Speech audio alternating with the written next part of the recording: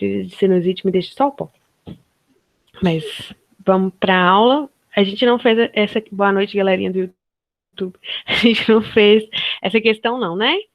Do PPL 2013. Sobre servidão. A gente fez a anterior. Beleza. Vamos lá.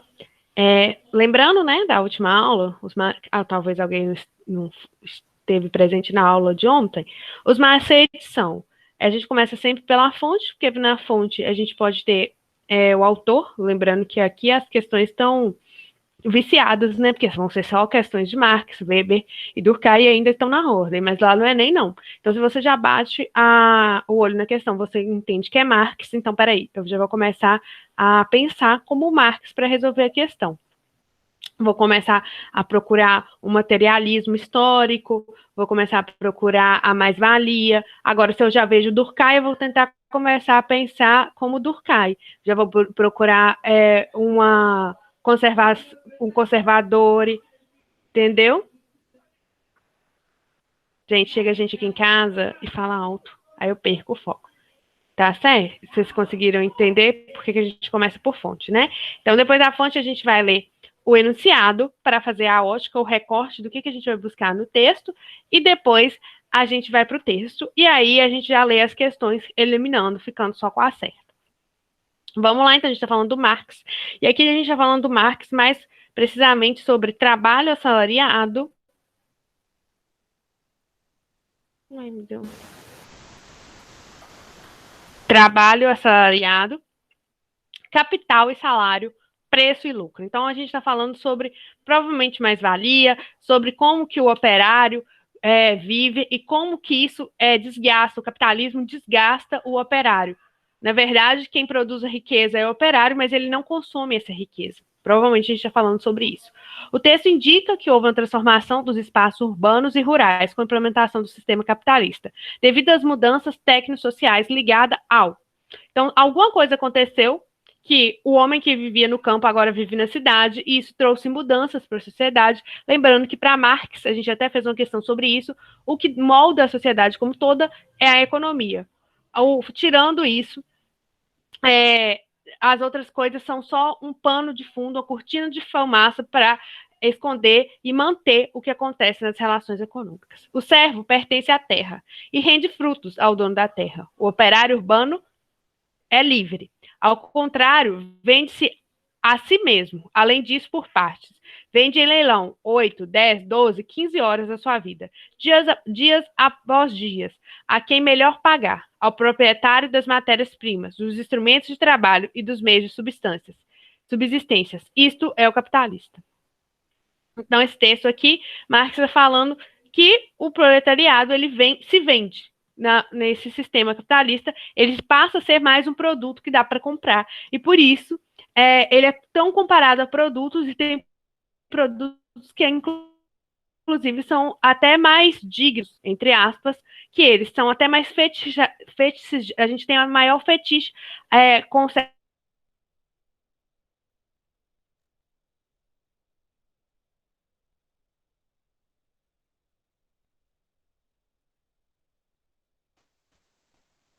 Voltou, gente.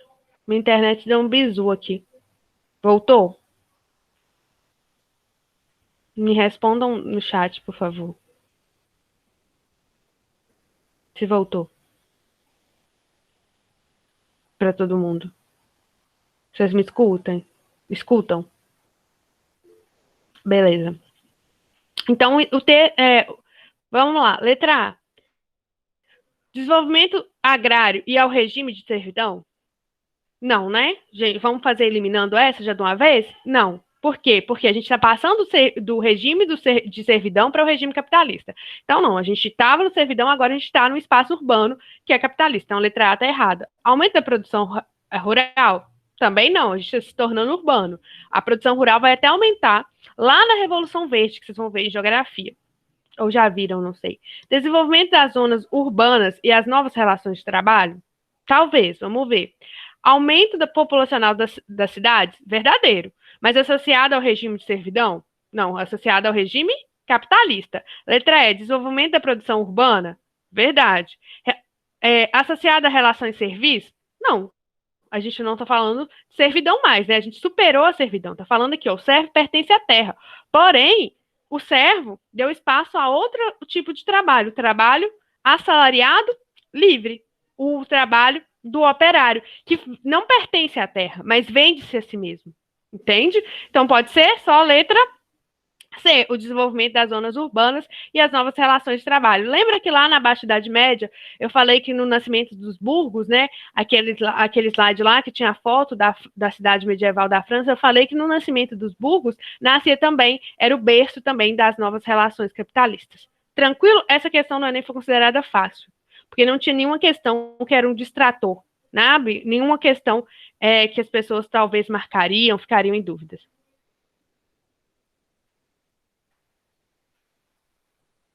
O texto também te ajudava aqui. O enunciado também te ajudava. Tá falando que a gente está saindo do espaço rural para o espaço urbano. Então, tudo que estava de rural você já podia riscar. Tá tranquilo, gente? Alguma dúvida? Alguma letra? Porque assim, o Enem classifica como fácil, mas isso não quer dizer que a questão realmente é fácil, né? E também, isso quer dizer que a questão é fácil, você não pode errar. Não é demérito nenhum errar a questão fácil. Não ter dificuldade em questão fácil. Tá tranquilo? Ok, vamos passar. Aí agora a gente vai para o simulado de vocês. Simulado 2. Vocês não viram o gabarito ainda, né? Eu acho que o Agüero colocou o gabarito já?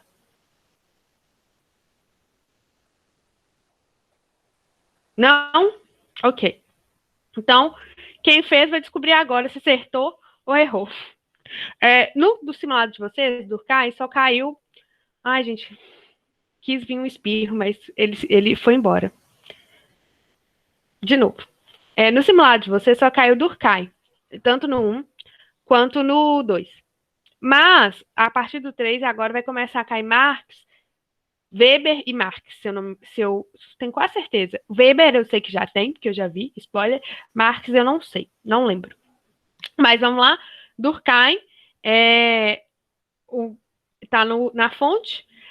E aqui a gente tem uma questão bem sequinha, né? Na teoria de Durkheim, a sociedade é compreendida como um. Então a gente tem algo que é de definir. Se você conhece a definição de sociedade para Durkheim, você nem precisava ler o texto. Você já conseguia marcar. Mas vamos ler o texto. Da perspectiva do autor, a sociedade não é o resultado de um somatório dos indivíduos vivos que a compõem ou de uma maneira de justa posição de suas consciências. Quem pensa assim? Quem pensa assim é Viba. Essas primeiras frases, talvez, definiriam a sociologia de Viba. O Durkheim ele não quer saber do indivíduo. Para ele, o que importa é o coletivo. Ações e sentimentos particulares, ao serem associados, combinados e fundidos, fazem nascer algo maior, exterior. Lembra que o fato social é sempre exterior a você? Ele não tem a ver com os seus sentimentos. Ele vem de fora e te corrige, faz uma correção em você para que você o aceite. Porque se você não o aceita, você fica perdido, você fica anônimo nessa sociedade. Perdi aqui.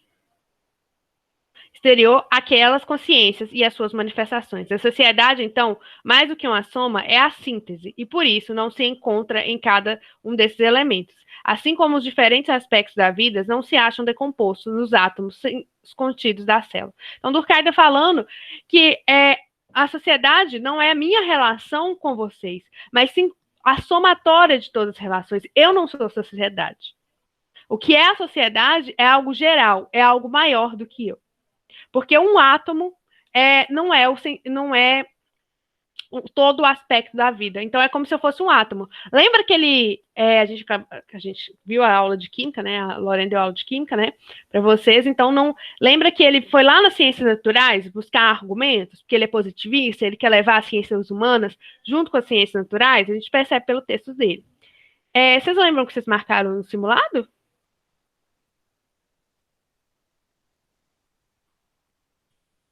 Me falem aí no chat.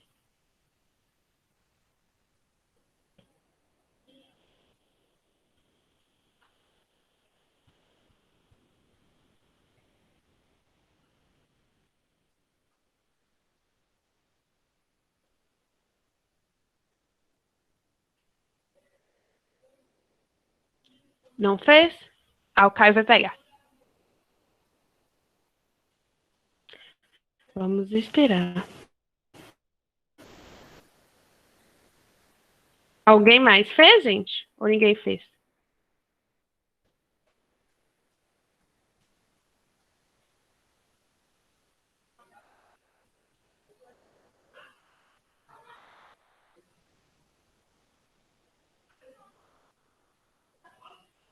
Não?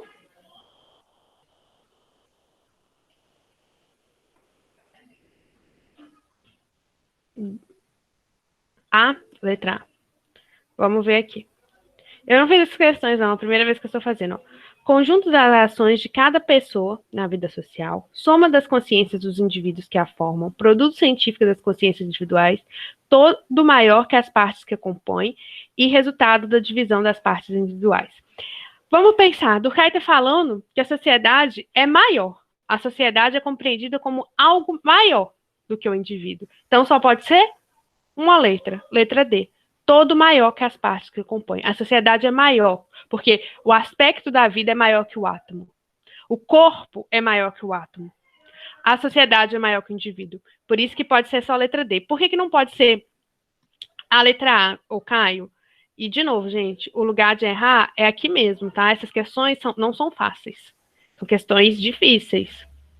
São questões que vão lá no fundo na raiz, né? Questões que vão lá na raiz da definição do autor. Então, por que não pode ser A? Conjuntos de ações de cada pessoa na vida social.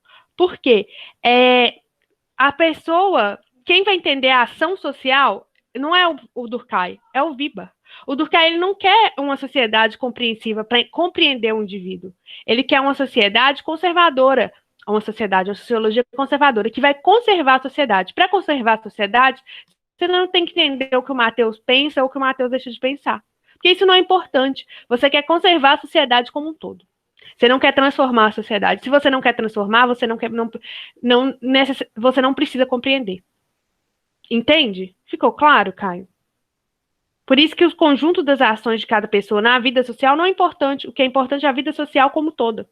Não é importante eu agir. Mas é importante, por exemplo, entender por que a maioria das pessoas são cristãs. E se a sociedade funciona bem, é importante manter o cristianismo de uma forma se mantendo. Nossa, ficou ruim, vou formular. Não é importante entender que eu, Maria Cláudia, vá na igreja, mas é importante entender o fato social do cristianismo, o que acontece no cristianismo e como ele ajuda a conservar a sociedade. Ficou claro? Formulei, eu acho que ficou melhor. Tá bom. Vamos para outra questão de sociologia também sobre Durkheim. Então, a divisão do trabalho social. Lembrando que a divisão do trabalho, que para Marx é ruim, para Durkheim é bom. Porque com a divisão do trabalho, a gente agora mantém a sociedade na solidariedade orgânica, não mais na solidariedade mecânica, a gente é interdependente, porque tanto o carteiro depende do bombeiro, como o bombeiro depende do carteiro, o entregador de gás depende do taxista, o taxista depende do entregador de gás, e assim por diante. Isso nasce uma solidariedade orgânica. Mesmo que eu não te conheça, eu preciso de você para funcionar. Não mais uma solidariedade mecânica, que você vai fazendo porque está ali, porque está perto de você, entende? Então, sempre que vê trabalho, a gente vai já falar sobre solidariedade. Ai, minha bateria tá acabando. Rapidinho, gente, vou desligar a câmera aqui, só para pôr meu carregador.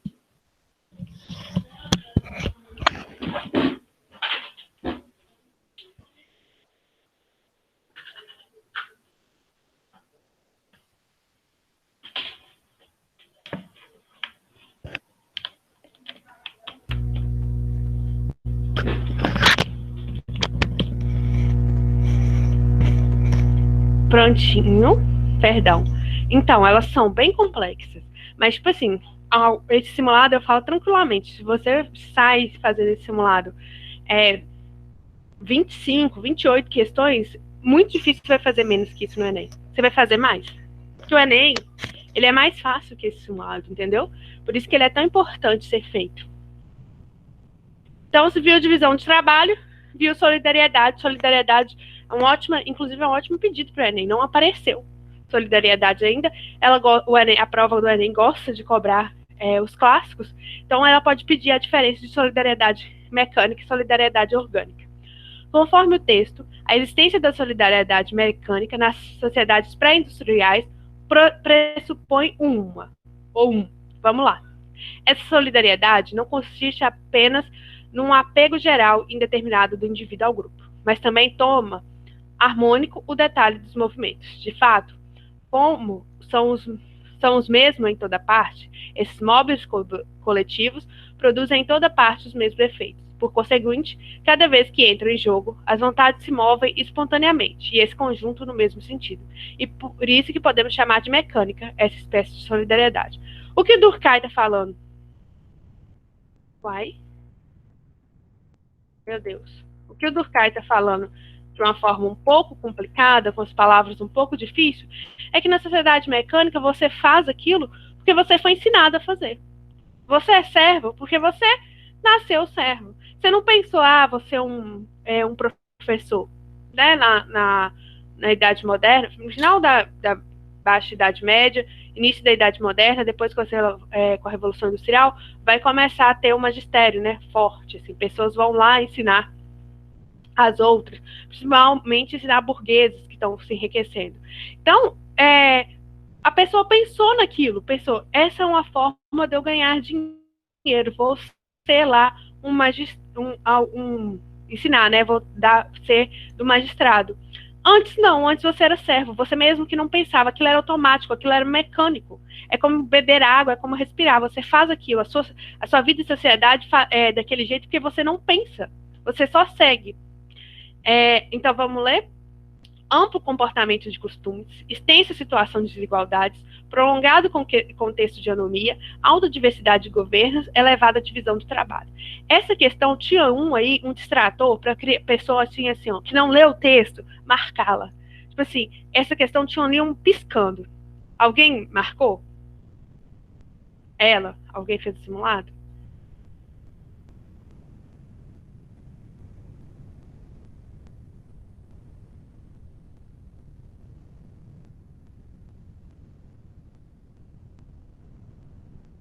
Se não, quem não fez, pensa aí qual que vocês acham que é a A resposta é a letra A.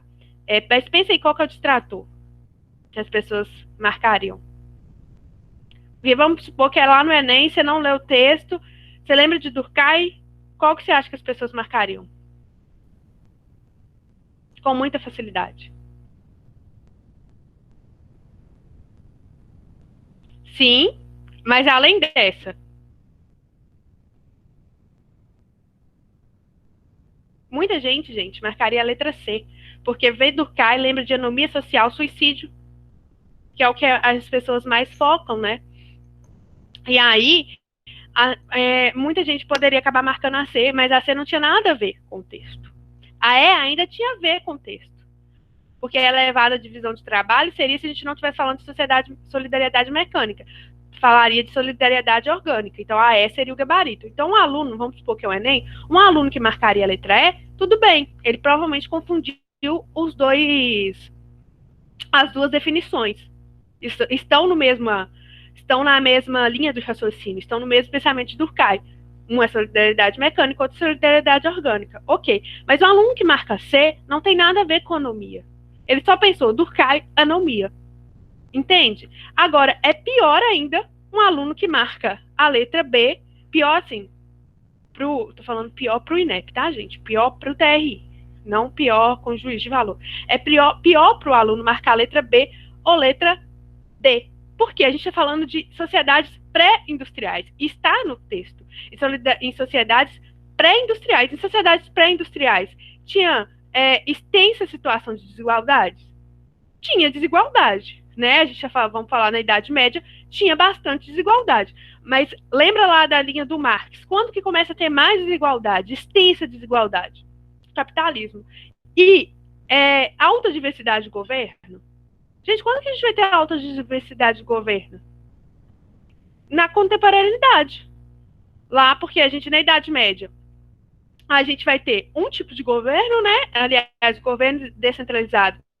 Mas os nobres no governo, então, um tipo de monarquia, vamos dizer assim, mas onde o rei é suzerano, mas não soberano, então tinha os ducados e tal, mas assim, reinos.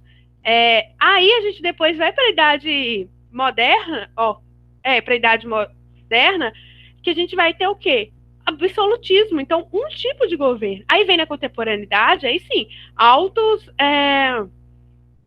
que ele ficou a palavra, alta diversidade de governo. A gente vai ter, por exemplo, países hoje que são ditatoriais, países hoje que têm regime democrático liberal. A gente tem, por exemplo, a China, que vive no que eles chamam de socialismo de mercado, e isso influencia a forma de governo. A gente vai ter monarquias ainda, monarquias parlamentares. Então, isso não é uma sociedade pré-industrial. A gente é quase uma sociedade pós-industrial. Então, a letra B e a letra D, ela ainda mostra para o TRI que o aluno ainda está mais desconexo do que as outras opções. Mas o gabarito é A. Tranquilo? Alguma dúvida?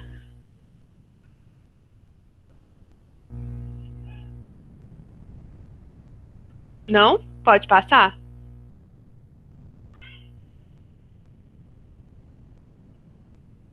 Pode? Ok. Última questão de sociologia do simulado, se eu não me engano, de Durkheim, né? Caiu Conte também, mas como Conte não é clássico, separei só os clássicos para a gente pensar. Ah, não, separei uma de Conte. Separei uma de Conte para a gente conversar, para a gente relembrar também. Olha aí, não separei de Conte, aí tá aqui positivismo. Tô sabendo legal os slides que eu preparo. O caráter Conte, o curso da filosofia positiva. Lembrando que Conte chama o positivismo de filosofia positivista porque ele fala que o iluminismo é uma filosofia negativa, que ele só nega o antigo regime. Não que negar o antigo regime está errado, está certo, mas eles deveriam propor algo. Então, por isso que a filosofia que ele faz e que vai dar origem à sociologia é uma filosofia positivista, que ele vai propor algo, tá? Daí o nome positivismo. Já apareceu, acho que no Rio Grande do Sul. Por que esse do nome? O caráter fundamental da filosofia. De novo. O texto demonstra um dos pilares do positivismo, que consiste na defesa de uma sociologia. Positivismo. Que tipo de sociologia? Que tipo de ciências humanas? O aluno tem que pensar. Ciências humanas que comunga lá na água das ciências naturais. Uma ciências humanas objetiva, com o sociólogo, com o filósofo neutro. E leis e método que sejam universais. Então vamos lá. O caráter fundamental da filosofia positiva é tomar todos os fenômenos como sujeitos às leis naturais invariáveis, cuja descoberta precisa e cuja redução ao menor número possível constitui objetivo. Então, é objetiva, é invariável, tem a ver com leis naturais e de todos os nossos esforços, considerando como absolutamente inacessíveis e vazias de sentido para nós as investigações das chamadas causas, sejam elas primeiras ou finais. A gente não vai pensar em causas. Lembra lá a teoria de 4 causas do Aristóteles? O mito do Platão da caverna? Não. Isso é impalpável. Vamos pegar coisas que são palpáveis, que dá para a gente investigar, sabe? As leis de Newton. Se tem leis de Newton, tem leis sociais também. Vamos descobrir que leis sociais são essas. E elas são invariáveis. Porque a gravidade não varia. Varia de planeta para planeta. Então, no máximo, vai variar de sociedade para sociedade. Mas toda sociedade capitalista ela vai ter uma lei única. Tá? Isso na visão de Comte. Isso na visão de Durkheim. Aí, a partir de Weber, o Weber vai falar isso é impossível. Por quê? Porque quem considera a pecinha que forma as relações sociais é o indivíduo. E o indivíduo muda. O indivíduo não consegue ser neutro. Então, um texto demonstra um dos pilares do positivismo, que consiste na defesa de. O que vocês acham?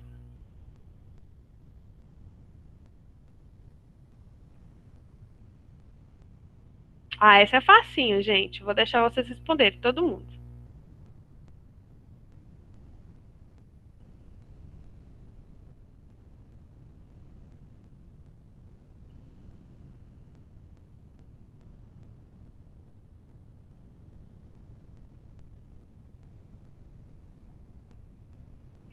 Exatamente. B, né? Ancorada na metodologia das ciências naturais. Preocupada com as causas das minorias sociais? Não, pelo amor de Deus, né? Lembrar que positivismo, ordem e progresso. Não quer... É quase aquilo de vamos deixar o bolo crescer para depois a gente dividir. Vamos manter a ordem aqui na sociedade. Aliada à construção de um mundo metafísico. Acabei de falar que ele acha que aquela ideia do Platão de dois mundos é algo inteligível, então o mundo metafísico não interessa para Durkheim, não. É algo que você não consegue aplicar leis, você não entende o que acontece lá. Desvinculada da noção da neutralidade, pelo contrário, totalmente vinculada à noção de neutralidade e contrária às ideias nacionalistas, não. É a favor das ideias nacionalistas. E aí, não que o Comte as ideias nacionalistas incorporaram o positivismo, tá? Vamos pensar aqui no Brasil republicano. O nosso exército, quando vai implantar a república, ele é muito influenciado pelas ideias de Comte, porque o Comte fala que a nação positivista ela vai ter ordem e progresso. Ele fala de ideário de nação, tá? Então ele não é contrário às ideias nacionalistas, mas sim eles andam de encontro.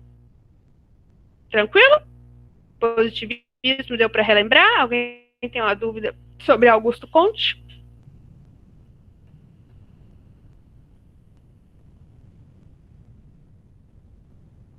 Não? Ótimo, eu trouxe um resumo dos clássicos da sociologia para a gente entender. A história para Durkheim, ela é evolucionista, ela então passa da pré-história, depois para onde o indivíduo está em comunidade, depois o indivíduo ele vai sempre evoluindo, assim como o Comte pensava, a gente vai chegar num estado positivista, né, um estado de muita racionalidade. Para Marx, ela é evolucionista também, mas a evolução não é para uma sociedade de racionalista, mas sim para uma sociedade totalmente comunista, já que a dinâmica da luta de classe com as relações de produção e força produtiva. Primeiro foi lá na antiguidade clássica, os escravos e os senhores. Depois lá na Roma, os patrícios e os plebeus, também com escravidão, e os patrícios, escravos, patrícios e plebeus. Estou começando a embolar a língua, né? Patrícios e plebeus, escravos e patrícios. Depois, servo e nobre. Depois, proletariado e burguesia. Ok? E aí tem também um curto espaço do tempo que a burguesia tem poder econômico e não tem poder político, por isso que eles vão fazer as revoluções burguesas. Para Weber, não é evolucionista, é multilinear. Várias trajetórias vão acontecendo ao mesmo tempo, e vai fazendo a história andar. Não é só o viés econômico, por exemplo. Não é só a luta de classe. É uma mudança de religião, é mudança de costume, é mudança de governo. Então não dá para pegar uma linha só. São várias linhas. O indivíduo em Durkheim, ele é condicionado pela consciência coletiva. Então o fato social é exterior a ele. Ele é condicionado a agir aquilo por causa da sociedade. Para Marx também, mas não por causa da consciência coletiva, mas sim pela classe social que ele ocupa. Para Weber, não. Para Weber, o indivíduo, ele interage na sociedade. Ele já tem uma ideia, ele já é um indivíduo consciente que produz ações sociais. E essas ações sociais a gente generaliza para conseguir estudar a sociedade. Para Durkheim, a sociedade moderna se dá quando a gente troca a solidariedade mecânica para a solidariedade orgânica. Para Marx, quando a gente se torna capitalista. E para Weber, quando a gente racionaliza muito as nossas ações. O objeto de estudo do Durkheim são os fatos sociais. Para Marx é a economia, e a economia se dá nos modos de produções. E para Weber são as ações sociais. O objetivo das ciências sociais para Durkheim é o mesmo das ciências naturais, é entender e criar leis, para que o homem possa ver como essas leis são aplicadas. Em Marx, é fazer que o homem entenda seu papel histórico e mude. É uma sociologia revolucionária, é buscar a revolução. Para Weber, é compreender como o indivíduo está nessa sociedade e ajudá-lo a viver nessa sociedade. Tranquilo? Alguma dúvida na nossa santíssima trindade da sociologia?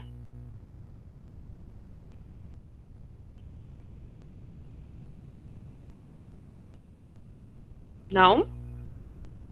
Todo mundo está junto com Gabriela? Sem dúvida. Então tá, gente. A gente tem um horário vago agora. Eu tô de boa se vocês quiserem fazer simulado, mas se vocês quiserem descansar, eu nem falei que ia dar mais um horário porque nossas questões acabaram. Mas aí deixa eu parar de gravar.